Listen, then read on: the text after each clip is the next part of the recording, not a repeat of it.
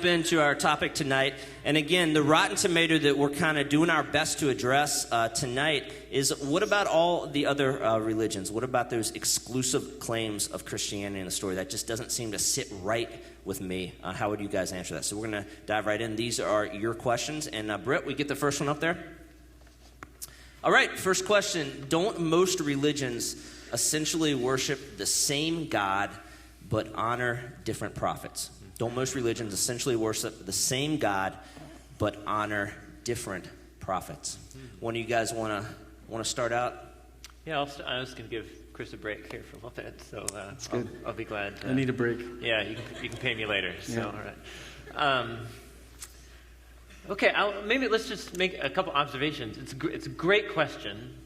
It's one that's very common, I think, in Western culture in particular. There's an assumption. Actually, you can see there's an assumption built into the question about what most religions actually believe, that there is a God, or that there's one God. That itself is an assumption about religions. Not all religions obviously believe in a deity, right? So nature religions, pantheistic religions where God is really the divine energy in the world.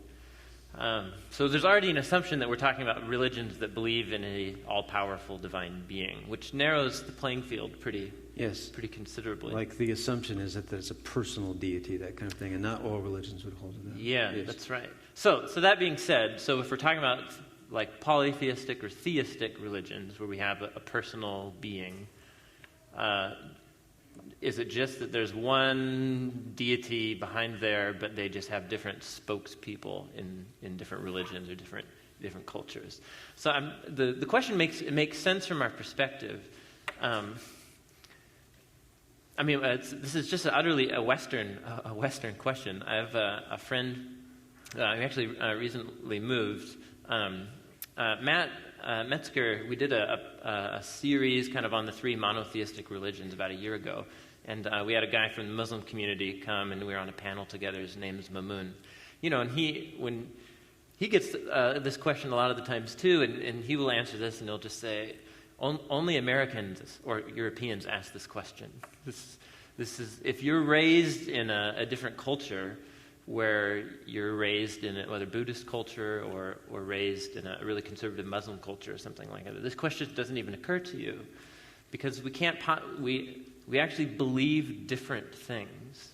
It's not that we all just are going to the same God and are getting there through different spokespeople or different paths, but these gods of these different religions are actually mutually exclusive in who they are. So, we have a mutual friend named Bill Tooman who used to teach at Edgewood College in the Religious Studies Department, and he would say the same thing, that in his class, because he would ask the students this, in his class, it was the Westerners who basically said all religions kind of believe in the same kind of thing.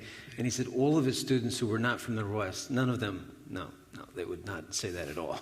So they understand it's completely different. Yeah, so it's kind of really the elephant illustration that Chris used earlier today. The assumption is that we really know that all religions are actually just basically about the same thing. But if you ask especially non-American adherents of these religions, what Buddhists are striving for just has absolutely nothing to do with any of the categories that we have in the Jewish or Christian tradition. Nirvana is not salvation. You know what I mean? Nirvana is losing your own personal and being absorbed into the divine energy of the world, and that's just really different than anything in the Jewish Christian tradition. So I guess a short response would be, I just know if you actually look at what the conceptions of these gods are in the different religions, they're just not the same at all. I guess Mike Pierce, I recommended his book in the categories Why the Rest Hate the West, and he makes this point too. It's the kind of Western arrogance of really all of you people who have these different faiths, you ought to all see now that you're all worshiping the same God. That is a Western arrogance, as he kind of frames. That's why they don't like us. No, that's not actually. We disagree with each other. So my point in the elephant illustration was just exactly this, There's this outside observer who does in fact know the truth. That's that statement of kind of arrogance, if you could, and it kind of disproven. The parable borrows on what it's trying to disprove, which is not a very logical way of trying to prove something. So I don't think I have any more to add about that. I just threw out Mike's book. It's a good read. I think it would. Maybe it's a bad title, but it's not all about anger and stuff. But it really helps you to see the West from the perspective of other folks. All right, so the two kind of main answers that I got that I heard are one, this is kind of a Western question, and if you're not from the West, you're probably not even asking this or thinking that. And two, no, because there's logical contradictions in what most of religions believe about God. And if they believe in a God. If they believe in a God. And to kind of go back to, I think most people go to the elephant example to kind of say, well, from your perspective, it feels like a snake or a tree trunk. But if you had a broader perspective, you'd see that it was logically coherent to believe all these different things. And I think the illustration falls apart on that front as well, because there's a lot of things that different religions believe that are logically contradictions. It doesn't matter how high you get or what perspective, they just frankly disagree.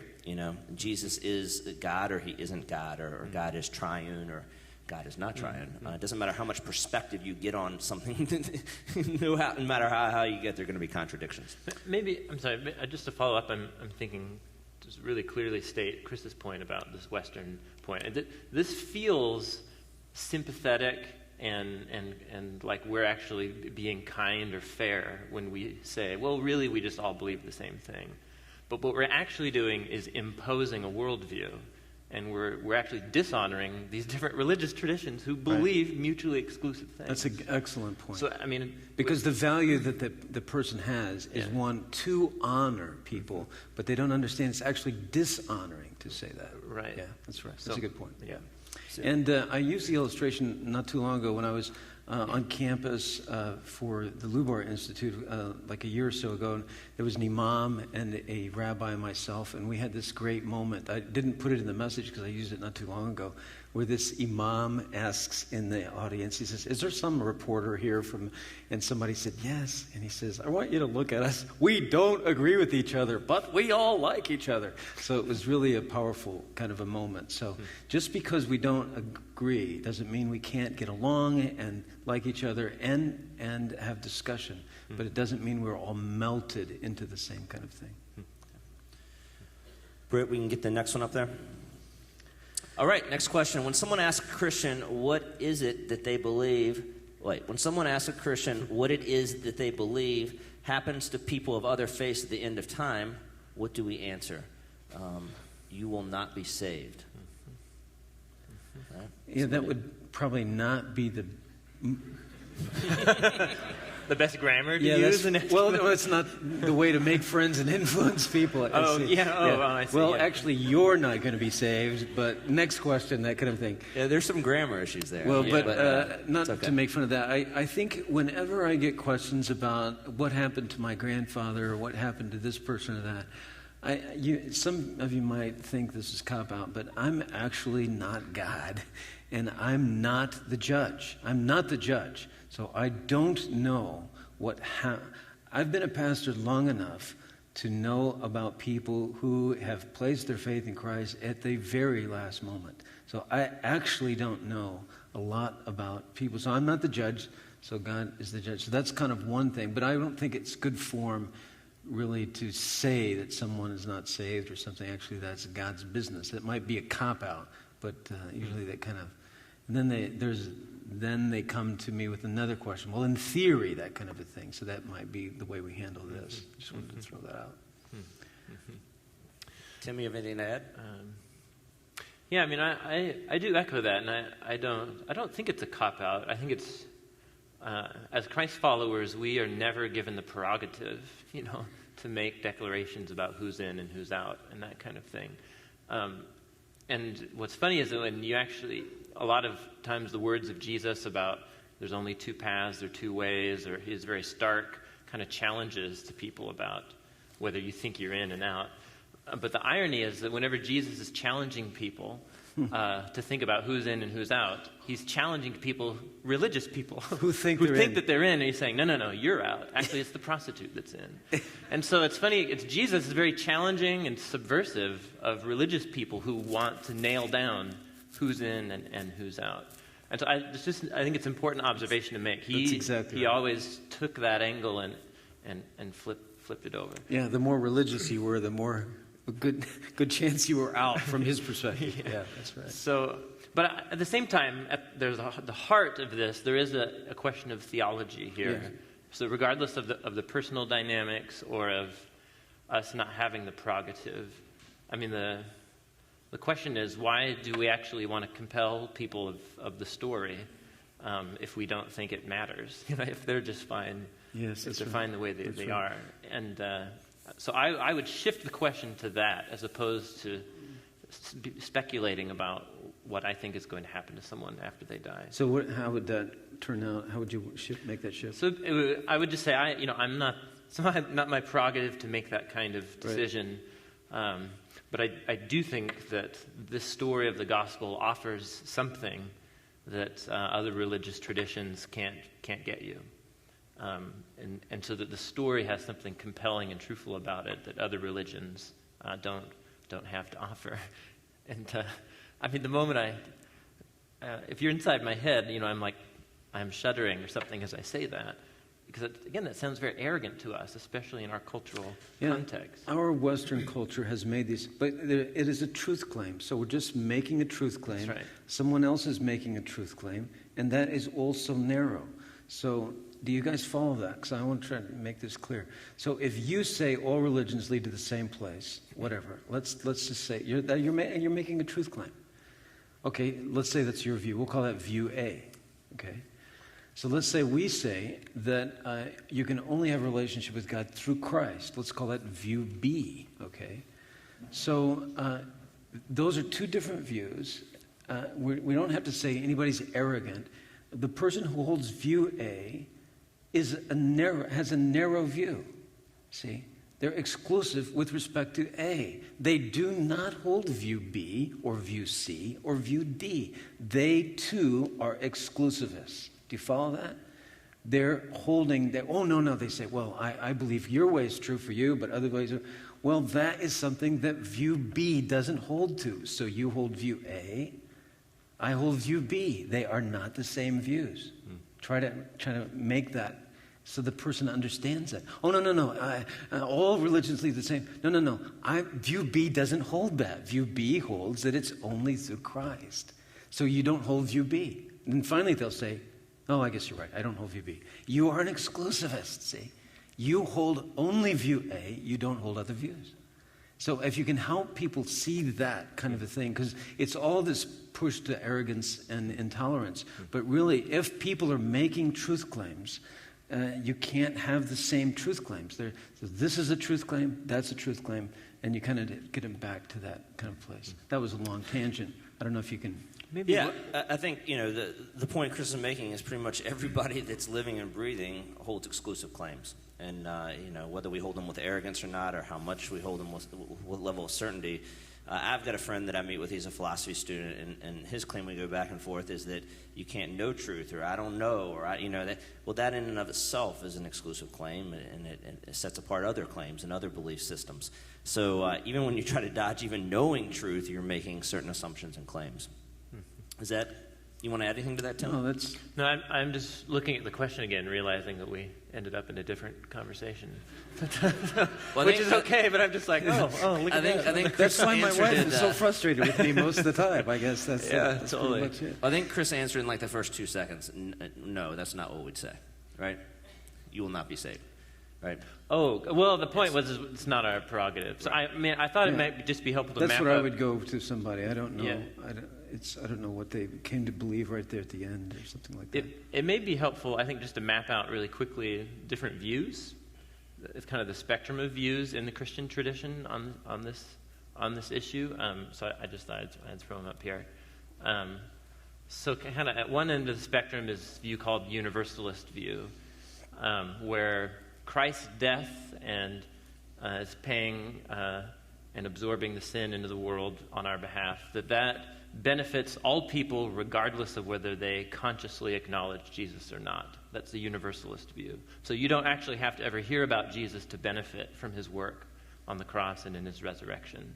So that's one view. The other view then would be the exclusivist, and this would be only humans who have had the opportunity to hear about Jesus, the message about him, and acknowledge him are going to make it in the end, or whatever, you know what I mean, will be saved or something.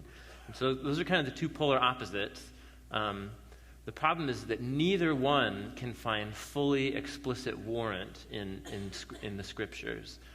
You can get certain passages to go certain directions along this route, but then you have a passage like that Chris brought up in Revelation 5, and it just starts to put gray here. And for some people, gray in between these two is really uncomfortable, but that is where the scriptures land us. It's interesting, too, as you'll see the questions as we go through. Lots of the questions are related to that last point that I was making, that last movement about these, which I told people I don't understand.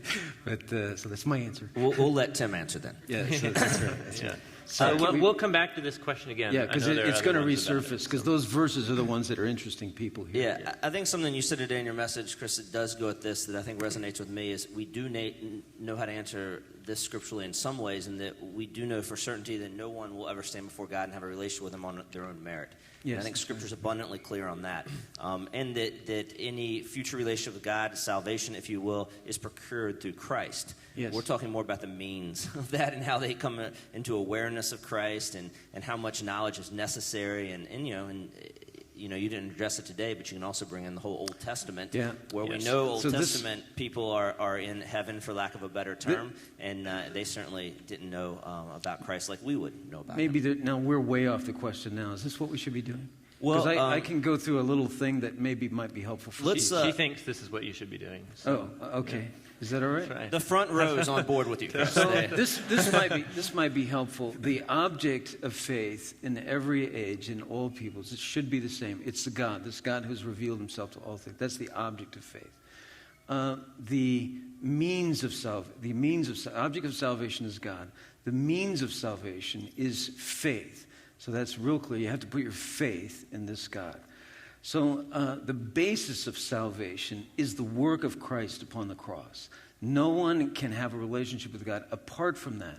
Now, this is the thing that gets into the hairy issues of time and all this kind of stuff, because Christ died in a point of time, but the work of Christ on the cross, this is Romans 3, God was always for the Old Testament Jew before. What about those people before Christ? Well, God, who's outside of time, he always knew that Christ was going to die, and the blood of Christ would pay for the sins of every single person who's ever lived. People before him, people after him. It's the work of Christ. It's the basis of salvation.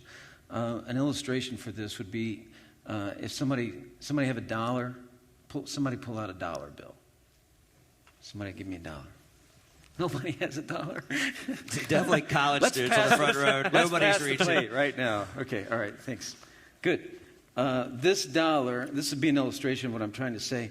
This $1 is actually, what is this worth? Good. So, disregarding inflation, this $1 is worth $1. But actually, it's not. This is actually a piece of paper that our government has written a note to us. If you look at the top of $1, it says it's a Federal Reserve note. It's a note from the United States government that says there is $1 of real value someplace else. In the old days, it was gold. We're not on the gold system anymore, but at any rate, this is not worth a thing. There's real value someplace else. But you can give this to a child, and they can place their faith in this $1 and get $1's worth of goods, never knowing anything about gold or the Federal Reserve government or whatever it means. They don't have to know anything about that, and they can benefit from this as they place their faith in that. Yet the way it really works is that something of real value is happening someplace else. So people who never heard of Christ, that's the basis of salvation, is the work of Christ upon the cross. That's the gold. That's what makes anything happen. That's why God can accept anyone, because of what God, the incarnate one, did. So that's the basis of salvation. The content of faith changes. That's the thing. I don't know about Christ. What do I know? So what people put their faith in is different. That was some of the point that I was trying to make. So Yeah, I think that's good, and I think a lot of the questions that are upcoming play off of that, such as why then go, and what do we need to know, and those kind of things. So let's move on, and at the end we'll have a time to come back and kind of pull everything together. We have the next question?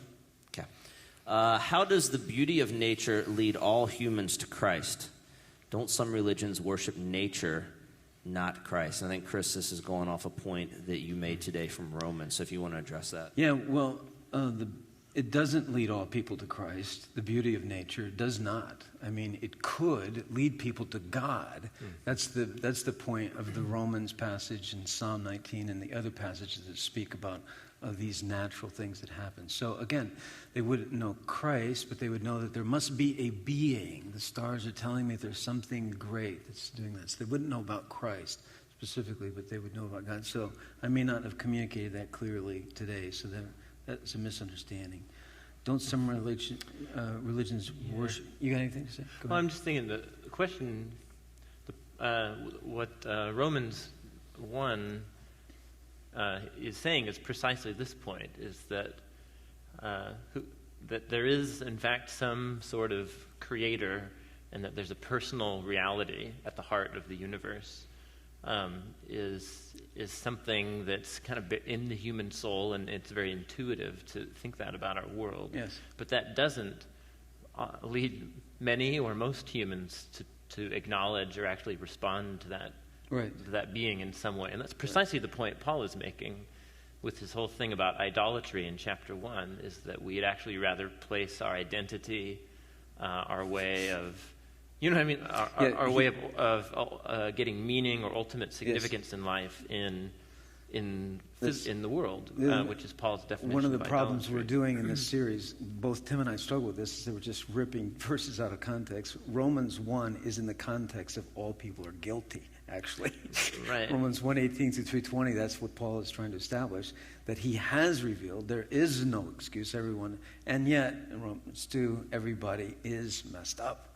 We don't acknowledge him, so we're all guilty. That's the point he's trying to make. And We're moving on. okay, Got it?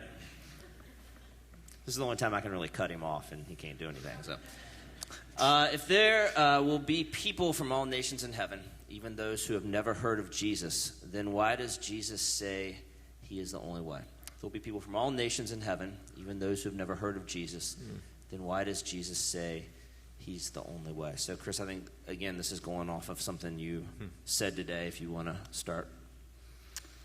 yeah, I put a question mark next to this because I think there's something else going on here, and I'm not really sure. I can't follow the question that well. Well, I mean, I think we should do popular vote by nodding. It seems to me the heart of the question is very similar to the one, what happens to people of other religions at the end of time? Like, why does... It seems contradictory to the question. I see. Don't you think? Got it. That if all people can get there through heaven or through nature, why would he say he's the only way? Actually, this might help. Jesus, I am the way, the truth, and the life. What biblical passage are we talking about here? John 14. Yeah, exactly. So what's interesting about... Sorry, I'm just throwing up the Bible here. John 14, some verses in the Bible take on lives of their own once you take them out of the context. You know what I'm saying? And they get used in lots of different interesting ways. And the sentence, John 14:6, is right down here. That's very... that's confusing. Okay. It's very powerful, just kind of... just please stay there. It's very How you doing, man? You doing all right? All right. All right. Dude, yeah. It didn't work again. I use a paper Bible, actually. My wife knows that there are two things that can get me to the verge of cursing, and one of them is my computer, because I just Might don't need to turn off his understand. mic if... That's right. Yeah. So he's in the upper room with his disciples, and they are freaking out because he's saying, "I'm going away." like I'm leaving you. And so the disciples ask, like, where are you going? How can we know the way? And Jesus responds to their question, way, with John 14:6, essentially. You know where I'm going. We don't know the way. I am the way. So I think it's at least important to recognize the context of the passage when Jesus says this. He's not in the passage making a wide universal claim about other religions. He's in a room with a bunch of people who are scared to death that he's about to leave. And he's saying, you're with me. I'm the way. Mm-hmm. You can find your way if you found me. And so that being said, I think it's just important to recognize that when we take the passage out of context, then it can begin to fly around in this whole question of people of other religions. And I'm not sure it's the most helpful. Well, I think again, Chris is right. I think we're going over some of the same ground. I think that the question embedded in there is, are there going to be people in heaven that didn't have knowledge of Jesus? And yeah, yes. It seems like there will be. Yes. Well, what does that look like? And I think Chris said today, we don't know. Yes. Unless you guys have come up with something this God's perspective, afternoon. the basis of their being there is the work of Christ on the cross that they may have never, ever seen. But that's how the wrath of God is satisfied. Right. And so Scripture's clear on the basis why they're there, but not necessarily how they get there. It doesn't reveal all of that. So it seems like that's what the question's getting at, and that's what a previous one. So I think we've gone over that ground a little bit, and maybe we'll come back to it. Do we have the next one? What about people who have only ever heard about a distorted version of the gospel or a different version of Jesus than who he really was? Wow. Yeah, that's a good question. That's a very good question. Yeah. Wow. Well, like what version would be a question then? Like what version? So I'm thinking like maybe a context would be in some sort of setting where the person representing Jesus is just a really horrible person, something like that, and it's so someone rejects Christianity or Jesus not really because they've understood the gospel and are rejecting that, it's because they can't stand the Christians that they meet. Yeah, that's not a very relevant question to our day, is it? Yeah. So I appreciate that question. I guess I don't know what to say. Like, what would be the distorted version of the gospel? I guess that would be the follow-up question. That's the issue. Well, let me just throw an example out to you guys then. Let's, and I don't mean to open up too many other questions here, but let's say something like Mormonism. So Mormonism is, I think they would actively claim to be Christians if they've come to your door. That's what they will say, and Jesus is certainly an essential part of their faith.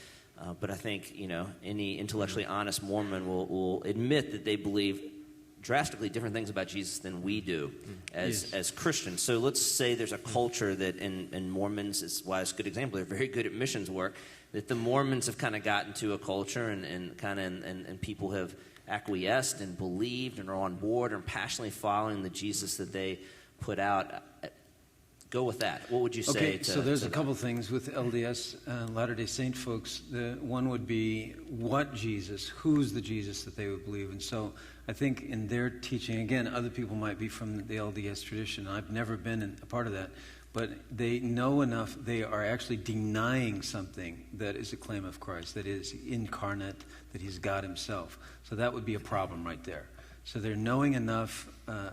And it's not that they don't affirm it, but they know the Christian doctrine and they deny that. So that would be a problem. This is what the Bible teaches, and they are denying that. And then the other part of LDS is the idea of grace, and it's the idea, grace is, I don't deserve it. I can't do anything to deserve it. It's a free gift that God gives me.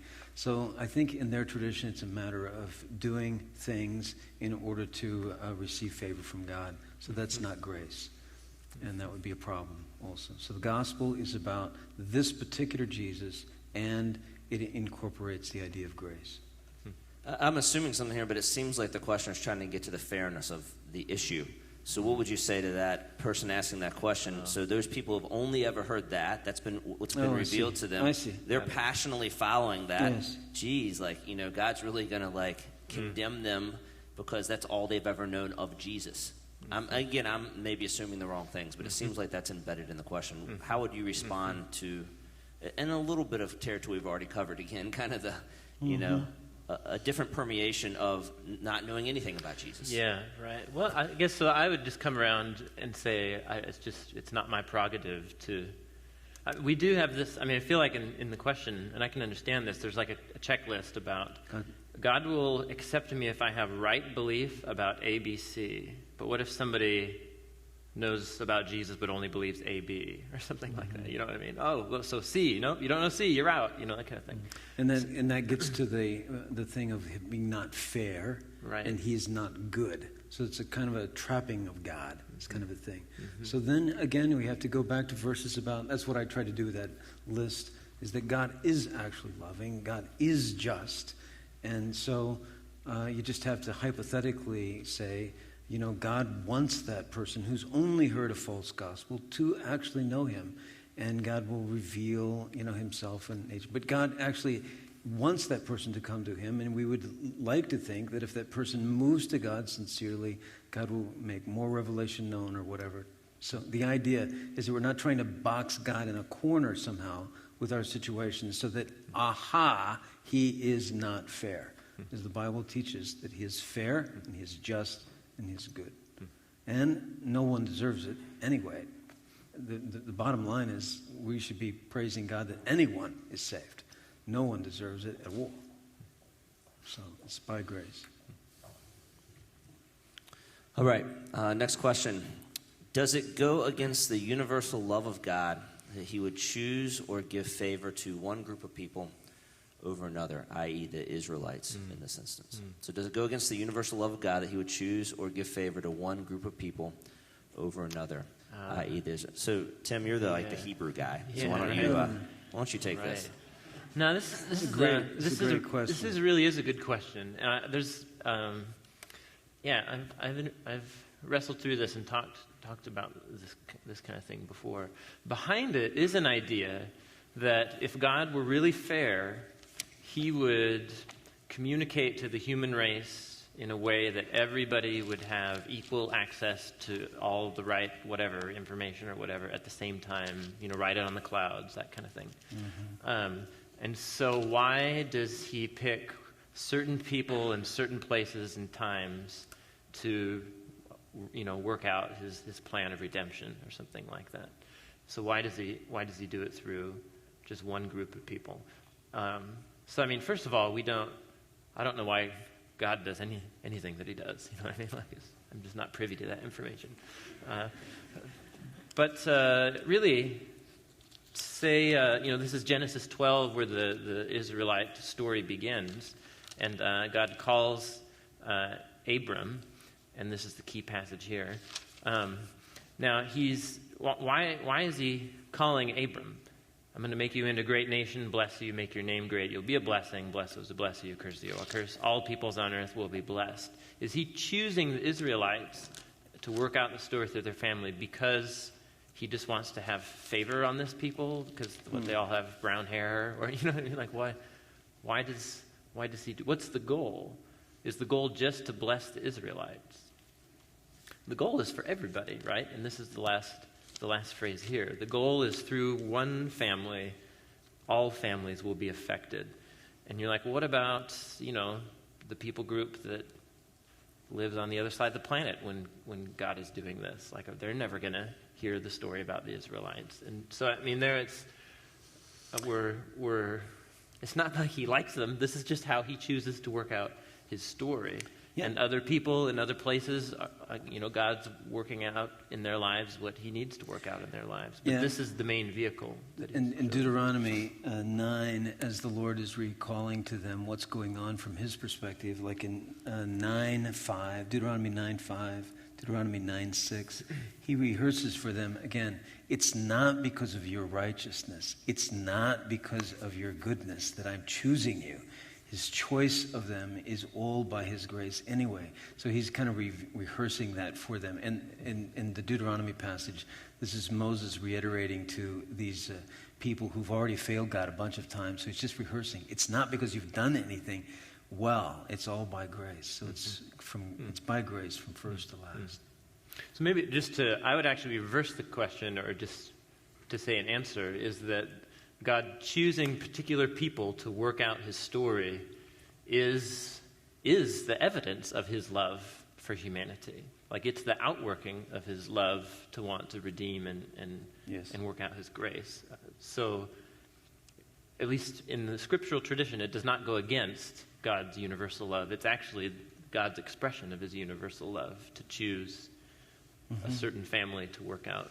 Yeah, and they weren't chosen because of their brilliance or their wonder or anything like that. Abraham's father was just, like, who is this? Who is this guy? And he doesn't know anything. And so, it's really a cool story. So it's a picture of grace, actually. You think that's helpful? Yeah, I think, again, something you said today that's resonated with me, and I work a lot with the younger generation, so kind of you have to, when you get these questions, you have to kind of boil it down to kind of really simple things they can grab a hold of and chew on. But the idea that God has revealed salvation in an exclusive way, which if you really think about it, you kind of have to as it plays out, especially with Jesus, because he was like the only way, because he was God and man and perfect, and there wasn't like a plan B. So it's an exclusive way, but it's such an inclusive message, and I keep on hearing you guys say that. None of us deserve it, and God wants the whole world to come to a knowledge of him, and he wanted the Israelites to kind of spread his love and reflect his love, and he wanted Paul to go to the Gentiles, and you just see that heartbeat throughout the story of just including everyone. God just saying, come on, everyone. I've given you the means. And, many of us, by our questions, are taking umbrage with those means. I don't know if I do it that way. That doesn't seem fair. Did you say umbrage? Yeah. Whoa. Yeah. Wow. I don't even know what that means. Did I use it right? Anyway. I don't know what that means. I don't know. How do you spell that? I don't even know. Good. Here he's going to do it. He's going to look it up right now. My wife does that because I say a lot of words out of context trying to sound really smart, and she's like, that's not correct usage. And I'm just like, great. Okay. So does that kind of resonate with everybody? I think that's something that Chris said today that, again, it's not an easy answer. This is a difficult thing, and you get to a point where it's like, I don't know. I'm not sure exactly why God chose the Israelites and only the Israelites. I'm not sure why everybody doesn't have knowledge of the gospel, but we do know some things. God is this, and God wants everyone to be saved, and God, those kind of things. And it does sound, I admit, like a cop-out, but I don't think that it is. So the inclusive, exclusive play is like, yeah, we seem to be very exclusive people as Christ followers, but really our story and our God, he's amazingly inclusive. And that's something I hear both of you continually saying. Yeah, and the exclusive is looked at as a pejorative and stuff. I'm just trying to make that point to the audience. If you're if you're not making truth claims, fine. But if you're making a truth claim, it by its nature is exclusive because you believe that and you don't believe that. So there you go. Mm-hmm. All right, let's go to the next one.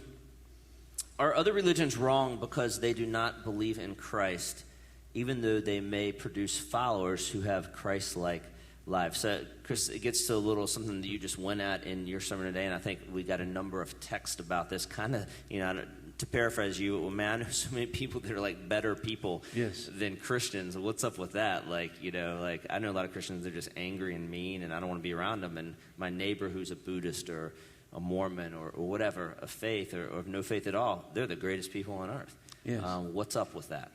Yeah, so that's, again, that's not a judgment. They're many wonderful people that are not Christ followers at all, and they put us to shame, actually, with their morals and their care for people in the world and respect of others and poverty and stuff like that. It's fantastic. So the issue is not about deserving or lifestyle or any of that thing. Again, it comes back to the Bible about these truth claims. There's just a few compelling arguments and questions. That's what I said in a couple of messages, and I'm not sure. To me, these are the compelling questions. There are only a few. Does God exist? So you got to answer that. If you say yes, then it's like, okay, has he revealed himself? Okay, if he's revealed himself, has he revealed himself through Christ? Has he revealed himself through this? These are all separate questions. So you finally get to a place and they say, well, he has not revealed himself through the Bible. I don't believe that. And I think Jesus is just another person and stuff. Well, okay, I would disagree with that. So, and then you would engage at that level. So we would say they're wrong, or we disagree, or whatever. And it really is not about lifestyle, or they can be much better people than we are. But again, it's about the answers to these questions. Do you believe that God exists? There's lots of good people who are wonderful people who live exemplary lives who don't believe God exists. So, do we believe they're wrong? Yes, based upon that kind of question. So I know wrong is a pejorative too. Nobody wants to say wrong, but we disagree. And that was part of my message, is let's not make it about arrogance or you're exclusive or whatever. Let's just say, here are the issues. Especially in a university culture, we ought to be free to do this. This is the question. I disagree with you. Let's engage. So I believe you're wrong. It doesn't mean I don't like you. It's just I think you're wrong. So we ought to kind of bring wrongness. It's okay, because we don't agree with each other. So one person, again, it's a truth claim issue. So, okay, I don't hold to that view. So from my perspective, I disagree with you. So I think you're wrong. But again, it's kind of that whole thing of wrong is a bad word. And again, I think it gets back to truth claims again. I may be wrong. Do you? I may be wrong. Yes, we think that's funny. Do you follow me? Do you have anything to add about that? No, I appreciate your point. I was just going to make a different comment about something underneath here. Yeah, go ahead. When this kind of question comes up, the assumption underneath it is that the end goal of any religion is to make us good people, right? So. If you believe that, what is the goal of religion? To make us into good people. So if any religion gets you there, what's the problem? Yeah. So and I appreciate that point. I guess to me one of the most compelling parts about the Christian worldview is that I'm incapable of becoming a good person. Which may seem ridiculous because, if you're like my friend, I hope you think I'm a nice person or something like that. But it's not about whether or not you're mostly good or mostly bad. Of course, most humans are not as bad as they could be. And there's nothing in the gospel that says, you only have to realize you're utterly rotten and actually could probably be a murderer before God will forgive you. No, we're not. Right. It's not. But it's recognizing there's something wrong with me. There's something wrong with me, and I need to recognize that. And that's a core step in realizing I may actually appear to someone like I'm a nice person or good, but I know what goes on in my heart. And, if it goes on in yours, my heart, it probably goes on in everyone else's too.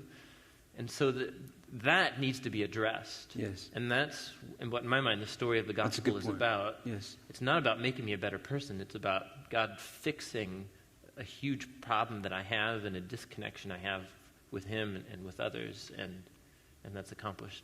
Yeah, in our telling of the story, that's what we were trying to get. I think in the rescue message that you're not going to come into a relationship with God until you're drowning and you see I need a Savior. Mm-hmm. And if everything is about I'm trying to be a good person, I am a good person, those people don't see a need for the hero. They don't see that need. Mm-hmm. And so that's what the gospel's about, trying to help people see that need. Yeah, I think a lot of Christians set themselves up, or we set ourselves up for this by making our story or what we're about our own righteousness, as opposed to the righteousness of God is kind of what I hear you saying, Tim, and it kind of harkens back to the Pharisees, and who were very religious people and memorized Scripture and did good things and were probably pretty decent guys. And yet Jesus was clear they did not get it, and they were missing it. And I think a lot of us, myself included, make our faith and more of a religion. It's about what I do. It's about my righteousness as opposed to continually going back to the heart of the story, which is the righteousness of God. And that is unaffected by whether we drop the ball or not, or by whether we fail to love as well as we should, or fall into adultery. All those things are despicable and sad and wounds the faith, but it doesn't mess with the heart of the story and the gospel, which is God's grace. Let's go to the next one. What is the importance of missions and disciple making, since people from all tribes will make it to heaven? Is inclusivity only for pre-Jesus time? So obviously embedded in that question is the assumption that people from all tribes will make it, which Chris talked about. So this is we got a lot of questions about this. So, okay, Chris, you proved it to us. Yeah, we read Revelation. People from all tribes will be there. They may not have the knowledge of Jesus that we have, but somehow you don't have the answer. Somehow they're going to get there on the basis of Jesus. Good. So why have an impact wall? Why have short-term trips? What's the purpose of going if people from those tribes who don't have full knowledge will get there anyway? I think is a lot of questions that we got. How would you guys go with that? Well, I can answer simply, and then Tim can answer better. We're commanded to do it. Jesus says this is what you should do. And so he's God. He knows. Again, we all wrestle with this whole idea of time and sovereignty and the way God works things out. Well, quite simply, Jesus says this is exactly what we should do. We should take this message to people so they can come to grips with these truth claims about who I am. And Romans 10 talks about how can they hear. That's actually a good passage. I don't know, we'll get off on that, but that's a good passage because it also refers back to Psalm 19. How can they know? But you've heard. So the idea that we need to, we have this messiness of Daniel 7, Revelation 5, Revelation 7, this messiness. Oh, well, now no one needs to go out with the good news of that would be a false. No, that's not. I'm happy the messiness is there. I have no idea how that's going to work out. But indeed, I know from a ton of passages in the Bible, Matthew 28 and other places, that we are to take the message out. Romans 10 would be another, like Romans 10, 12 or something like that. We are. How can they hear if no one takes the message? We're to take the message to them. So the simple answer is God says we should do this, and I'm not sure how he's worked all this stuff out. We need to be ambassadors. We take this message of reconciliation to other people. Yeah, to use your example of the Mayan culture this morning, I think I would respond, well, wouldn't the Mayan culture be better if they did have the story of the gospel? As a people group, as a community, I think those of us who follow Christ and believe the story would have to say yes, that having the Spirit of God in our midst and following Jesus in this life, again, we become fixated with the life to come, is qualitatively better with the Spirit of God in our midst, in our lives, interacting with us. And, again, we're getting into areas we don't know, but there'll be Mayans in heaven. Yes, we don't know exactly how, on the basis of Jesus. What was the means? We don't know. But if they had the story and there were Christ followers in their midst articulating the story, telling them who the real Jesus was, would there be a greater number of them? Again, I'm guessing here, but I would guess yes, that the heartbeat of missions is to take the story to these people so they can know for life here. I think it's fair to say, too, that not all Christians agree with my interpretation of Daniel 7 or Revelation 5 or Revelation 7. They would see those as metaphor. It's apocalyptic literature. He's just generally speaking all people, but not really all. Somebody from every. So not all Christ followers would agree with that view. I'm kind of holding a messy view. I just think it helps me to think that. So, that's a silly way of saying why I hold the view. But, if you look at Daniel and you look at Revelation, it seems like there's this massive group of people from all these different places. And I think the reading I have is the correct reading, but I just want to be fair. Not all Christians agree with that. So the real strict exclusivists would say that nobody from the Mayan culture is there. Tim, how would you weigh in on Chris's view of that? Because how would you go with those passages? Do you agree with his more, I guess, literal view, for lack of a better term, that there will be distinct people from those cultures? Or are you taking the writers just kind of saying there'll be a lot of people from different cultures, but maybe not everyone? Yeah. I guess the point is, here's the language on the page right there.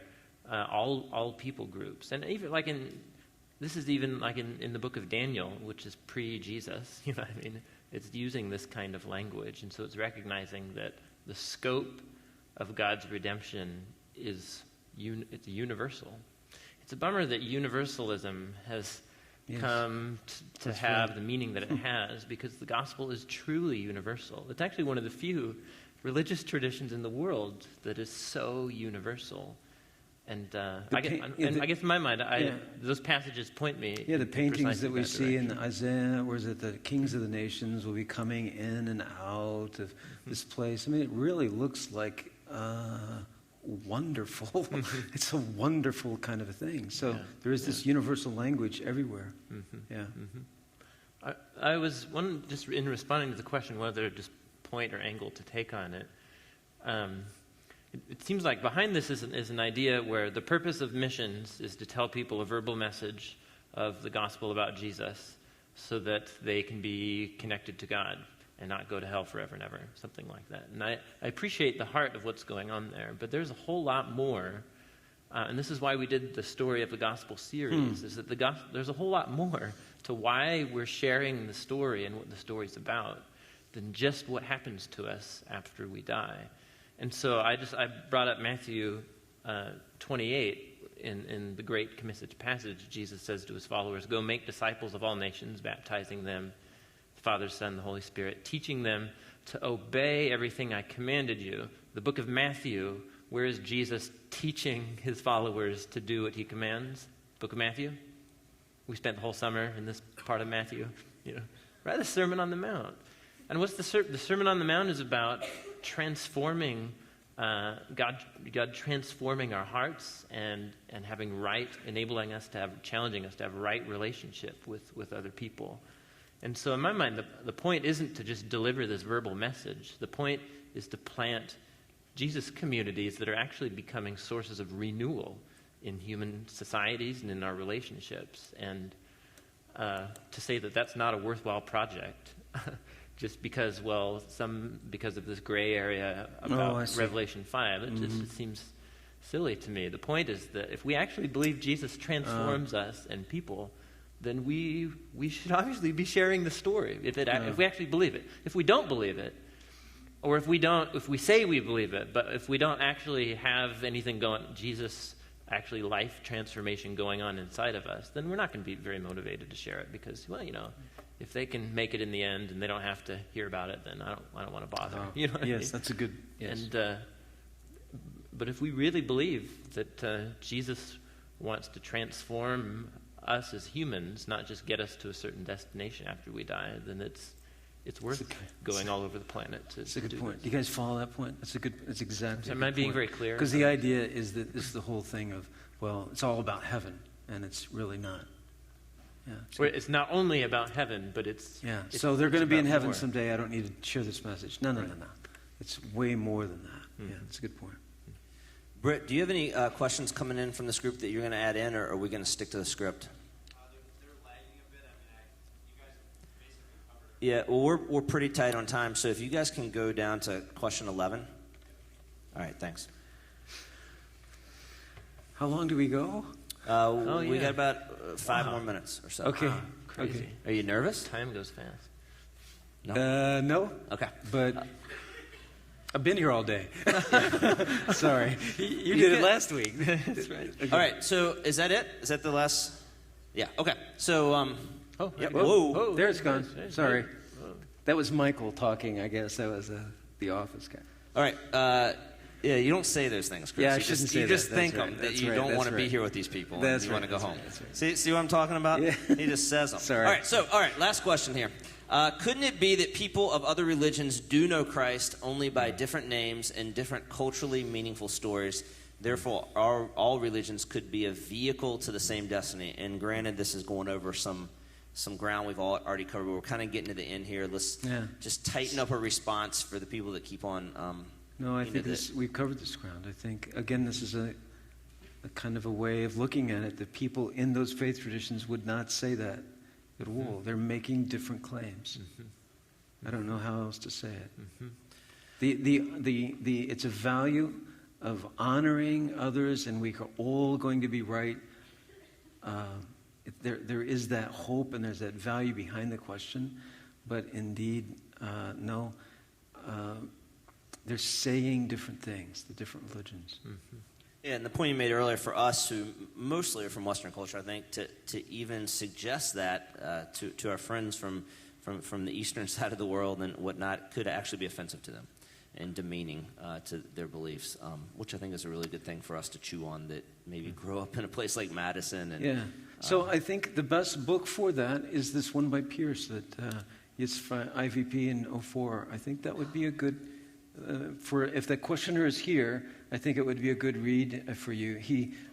He's American, but he grew up in the Middle East, and so I think it would help you see that actually it's not honoring, and it's why people from the rest of the world don't like us, And so he makes a good point at that. So, but they're trying to be honoring, but actually it's dishonoring because these faith systems, which are ancient, they are saying different things. Chris, can you talk just for a second on the book you recommended? Because I think, some people have looked into other religions a lot and other worldviews and know a lot about them. Some people haven't, and I think... Yes, Winfred Cordowan's book on neighboring faiths, that would be a great book. Now, he is from the Christian tradition, so I think it says the subtitle is a Christian introduction or something like that. Yeah. A Christian introduction. So he's a Christ follower. He teaches at Taylor University. Actually, it was influential in my son's life. He was one of my son's mentors. And so I recommend the book. It's very good. So he'll go through, this is what this faith tradition says. And as a Christ follower, here are the things that we have in common. Here's what we don't have in common. And here's would be a way to respond to that tradition. So it's a very good introduction to world religions. Many introductions to world religions will just tell you about that religion and go to their sources. So he goes a step more because he's really a fantastic guy. Because he would take his classes from Taylor's in Indiana, and he would take them to a mosque. He had a great relationship with this guy who ran a mosque in Indianapolis, and he would take them to this mosque, and they'd interact. They would go to a synagogue, and they would interact. So he lives it out. So he says, this is what those traditions teach, this is what we have in common with them, and this is what we don't have in common, and this is, as a Christ follower, a way in which you can reach people from those traditions. So I highly recommend it. It's a good book. All right, so to kind of conclude our night, I'd like to hear from both of you guys on this. Somebody from our community comes up to you, I'm sure this has probably happened, and they say, hey, like this, what do I do when this rotten tomato gets thrown right at me? And you give them a 30-second response. What would you guys say to them? What's the heart of what you would tell them or kind of coach them or encourage them to say to that friend throwing this rotten tomato in their face? Like, well, if I'll go first, let you have the last word, I would try some of the things I was trying to say today.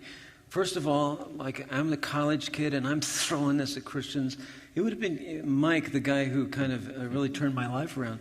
He was interested in me as a person. So get behind the tomato. Why is that person throwing that? Why are they throwing it with such velocity? What is their story? And try to listen. There is a story behind every angry person. What is their story? Are you interested in them or just defending the faith and being right? Or are you actually interested in that person and loving them and respecting them and trying to understand where they're coming from? So that's what I said about my son's phrase, kill them with kindness. I think love is the most powerful apologetic. Whether you have right answers or not, I'm not saying that reason's not important. It's very important. It's kind of what we're doing up here. But love is the most powerful thing. So I would say somebody's throwing this tomato at you. You can respond, but be loving, interested in them, listening, trying to find out where they're coming from. I guess, and a response would be one would be I would reframe it in a certain way. It's not that somehow we think everything about every other religion is wrong. Exactly. Something right. like that. That's right. There's an immense amount of common ground between religious traditions, but on the core, these what you called fundamental questions, on these core issues, they're just exclusive differences. And so the passage that Matt spoke from on Acts 17, Paul goes in, and instead of saying that they're wrong, he goes in and he finds in their religious tradition things that point to Jesus. And that's how he interacts with them. So in my mind, the fact that somebody actually maybe even believes a different religion is a step forward, because it means they're going to be open to talking about things. So it's not about proving that other religions are wrong. It's that we have a particular claim wrapped up in the man Jesus of Nazareth, and that God did something in him that's kind of this climactic act to rescue his world, and we carry that conviction. And it actually, I think, enriches our dialogue with other religions as opposed to having to show that they're wrong. That probably wasn't very short. Can you get up 2 Timothy 2:22 through 26? I just want to kind of close our time by reading you guys these verses. I think they're great advice from from Paul kind of to a young guy, Timothy, who was in a culture that was quite contrary to what he believed. And I'll go down to verse 24. And the Lord's servant must not quarrel. Instead, he must be kind to everyone, able to teach, not resentful. Those who oppose him, he must gently instruct in hope that God will grant them repentance, leading them to a knowledge of the truth. They'll come to their senses and escape from the trap of the devil who's taken them captive. I think there's some great stuff in there, but the line that we must be patient with difficult people is kind of another translation in there. That's embedded in that in the Greek, as I understand it, is this idea of tolerance. So isn't it ironic that kind of Paul's telling young Timothy in a culture where he is the minority and his views are contrary to be tolerant, and that idea of tolerant, I think Chris has said this a ton of times, isn't saying that, everybody's right. It's saying embedded within tolerance is the understanding that we disagree. I mean, if you really think about the definition, it's saying, but I'm going to do so agreeably. I'm going to honor you, and I'm going to love you in that. But we do disagree. That's the very definition of tolerant. So I just think it's really cool. I've used this with some students through the years of when in our culture is becoming more increasingly in Western America, or America and Western culture like first century, where we will be the minority very shortly. And so I think that these are just really great words that Paul is imploring Timothy to be tolerant. Yeah, you disagree. That's important, and these matters of truth are important, but do so in a loving way. Don't quarrel. That's going to lead nowhere. And I think that's just a great thing to chew on. I struggle with that because I love to argue and I love to be right. And that's a bad combination. It's a bad combination. I know we're going to stop. Somerville's work that I also referred to here, The Decline of the Secular University by John Somerville, Oxford University Press, 06. It's another good work for people who are interested in that kind of discussion, as he goes there a lot. Yeah, so if you're a Christ follower and not part of our community, hopefully this equipped you to kind of maybe think through these issues in a deeper way. And as you have interactions with people, maybe it equip you to kind of go at them in a different way that may be more purposeful. And if you're not from our community and you're here and you have these questions, man, thanks for being here. And maybe we challenge you in some ways you haven't thought of before. But I think the challenge for all of us is continue to learn, continue to grow, continue to move towards these questions that are really, really important. And we frankly don't have all the answers to. So can we thank our panel, especially Chris, who's been here all day.